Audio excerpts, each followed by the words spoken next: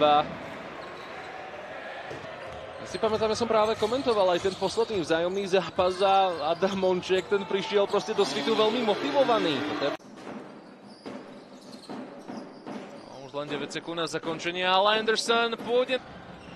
Tak Jendrichovský môže zaútočiť, ale veľmi nepresne prihral. Anderson bude poľahky skórovať. Smith. Henson a jeho lopta bola však tečovaná. Rýchly protiútok, ktorý...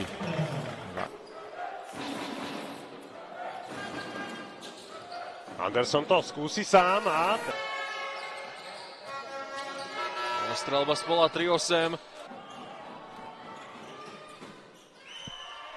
Anderson oba... A teraz už Anderson by asi sa nemal ponáhľať, ale dáva kôž faulo. Beň ešte Herel vložil ruku do tej prihrávky. Loptu doskočil.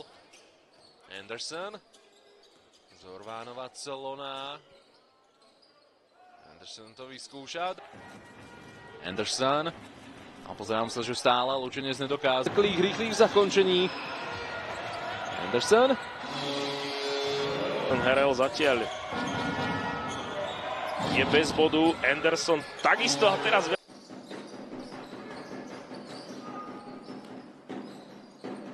Anderson. Ale neprestná prihrávka. Toto Kevin Anderson využije.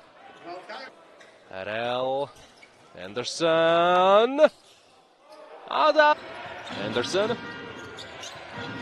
Naproti sebe Grazulis sa Anderson to vyskúša zo strednej vzdialenosti. Zatiaľ tá obrana Lučenca pokrývkáva. Teraz krásne. Pomínam, že Inter zvíťazil v prvom zápase v play-off.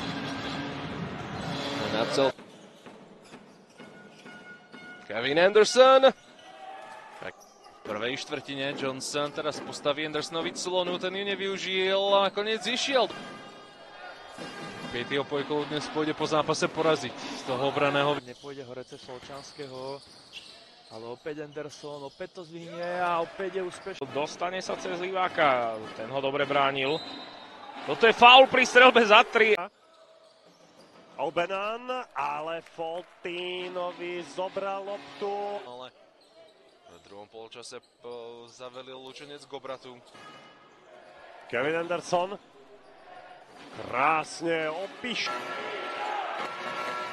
V tejto chvíli je to 5 bodov, 72-77 podľa... Čakávali už asi BKM. Bude hrať aj trochu dlhšie útoky, pokiaľ to bude možné. Anderson za 3 body. Monček vymenil si loptu s Andersonom. Ten pôjde dovnútra.